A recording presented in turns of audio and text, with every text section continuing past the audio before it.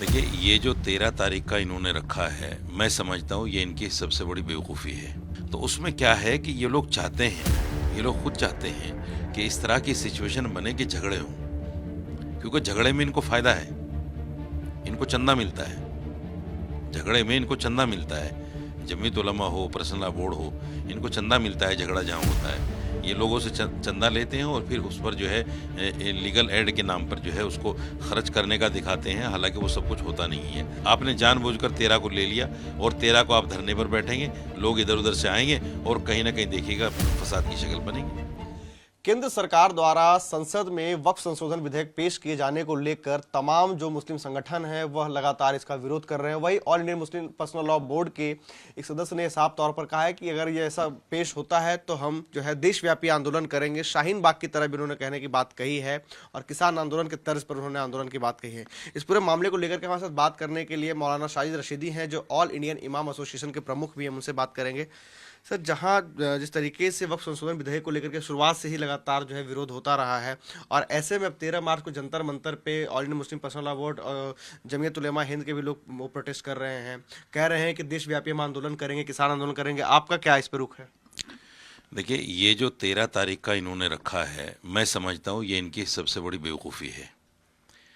13 तारीख का मतलब ये है कि छोटी होली 13 तारीख में होती है, बड़ी होली 14 में होगी। दिल्ली के लोग जंतर मंतर पे जाते नहीं हैं, तो यकीनन लोग बिहार से, सॉरी, यूपी से, हरियाणा से, राजस्थान से, इधर उधर से लोग आएंगे। तो उसमें क्या है कि ये लोग चाहते हैं, ये लोग खुद चाहते हैं कि इस तरह की सिचुएशन बने कि झगड़े हों, क्योंकि झगड़े में इनको फ़ायदा है, इनको चंदा मिलता है, झगड़े में इनको चंदा मिलता है। जमीयत उलमा हो, पर्सनल लॉ बोर्ड हो, इनको चंदा मिलता है झगड़ा जहाँ होता है। ये लोगों से चंदा लेते हैं और फिर उस पर जो है लीगल एड के नाम पर जो है उसको खर्च करने का दिखाते हैं, हालांकि वो सब कुछ होता नहीं है। अभी देखिए, बड़ी बात यह है कि जमीयत उलमा के जो दोनों सदर हैं, तंजीम एक है, सदर उसके दो हैं, और दोनों लोग बैठे हुए हैं, सॉरी, देवबंद में एहतिकाफ में बैठे हैं। एहतिकाफ का मतलब ये है कि वहाँ से वो निकल नहीं सकते, धरने तक आ नहीं सकते, किसी को लीड नहीं कर सकते। उन्होंने बैठकर वहाँ एक अपील जारी कर दी कि भाई सब लोग पहुँचो, खुद बैठे हुए हैं, झगड़ा होगा तो मुसलमान मरेगा, झगड़ा होगा तो मुसलमानों पर कार्रवाई होगी, इनको कोई लेना देना नहीं पड़ रहा है। ये 13 तारीख की बजाय 15 में भी हो सकता था, 16 में भी हो सकता था, रमज़ान के बाद भी हो सकता था।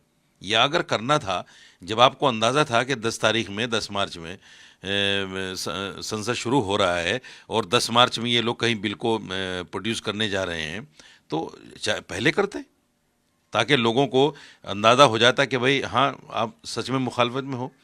आप तो मुखालफत के नाम पर मुसलमानों को भड़काने का काम कर रहे हो। अभी जैसे कहा गया कि शाहीन बाग के तर्ज पर वो होगा, शाहीन बाग का नाम लेकर कहीं ना कहीं आप जो है फिर वही राजनीति अपनाना चाहते हो, जिस तरह बीजेपी कहीं ना कहीं उसको कंडम करना चाहती है, शाहीन बाग को। तो आप, अगर आपका ये अधिकार है, आप कर सकते हैं और सबको करना चाहिए। हम भी इस फेवर में हैं कि वक्फ बिल ना हो, हम भी इस फेवर में हैं कि वक्फ बिल ना आए।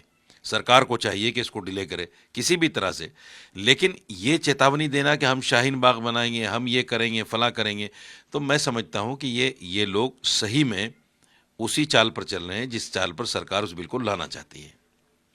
तो क्या आपको लगता है कि इस तरह के बयानात नहीं देने चाहिए, और खास करके ऐसे वक्त में जब होली का त्यौहार हो, जैसा कि आपने बताया, और ऐसे में 13 तारीख को जो प्रदर्शन की बातें कर रहे हैं, तो कहीं ना कहीं इससे जो सौहार्द है उस पर भी असर पड़ेगा इसका? बिल्कुल पड़ेगा, बिल्कुल पड़ेगा। अब देखिए, संभल को लेकर, ये संभल के सीईओ को लेकर जिस तरह से विवाद गहराया है और उनकी बातों को लेकर जिस तरह से बातें हो रही हैं, पूर्व डीजीपी या दूसरे लोग उनको बाकायदा कंडम कर रहे हैं। आज इनको भी लोग, मुसलमान लोग कंडम कर रहे हैं और कह रहे हैं कि इनको ऐसे वक्त में नहीं करना चाहिए था। जब आपको पता है कि त्यौहार है, त्यौहार में सौहार्द बनाने के लिए आपको चाहिए था, आप एक ऐलान करते कि भाई ठीक है, आप 13 तारीख में दे रहे हो जंतर मंतर बदलने की, हम 13 तारीख में इसलिए नहीं कर सकते चूँकि होली है, और होली खैरियत के साथ संपन्न हो जाए, हमारे हिंदू भाई होली मना ले, उसके बाद में हम कर लेंगे, तो इसका मैसेज बहुत अच्छा जाता। आपने जानबूझकर 13 को ले लिया और 13 को आप धरने पर बैठेंगे, लोग इधर उधर से आएंगे और कहीं ना कहीं देखिएगा फसाद की शक्ल बनेगी। एक आखिरी सवाल सर कि जिस तरीके से अब जब विधेयक को पेश करने की बात कही जा रही है, ऐसे में all India Muslim personal law board हो, जमीयत उलमा, ये लोग लगातार जो है कहीं ना कहीं हमलावर रहे हैं सरकार को लेकर के भी, सरकार की नीतियों को लेकर के भी, तो क्या लगता है आपको कि ये कहीं ना कहीं जो है इस पर भी असर डलेगा?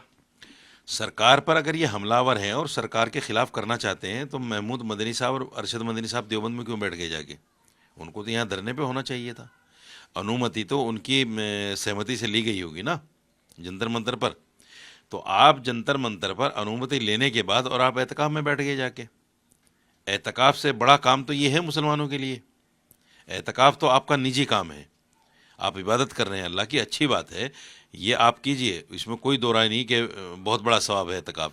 लेकिन इससे भी बड़ा सवाब है कि पूरी कौम के लिए एक गलत काम होने जा रहा है, आप उसमें पेश होते, आपका नाम चलता है महमूद मदनी और अरशद मदनी का सॉरी, आप अपने नाम को एहतिकाफ कर लिया, दिया कि जाओ, मुसलमानों से कह दिया कि तुम खुद मरो।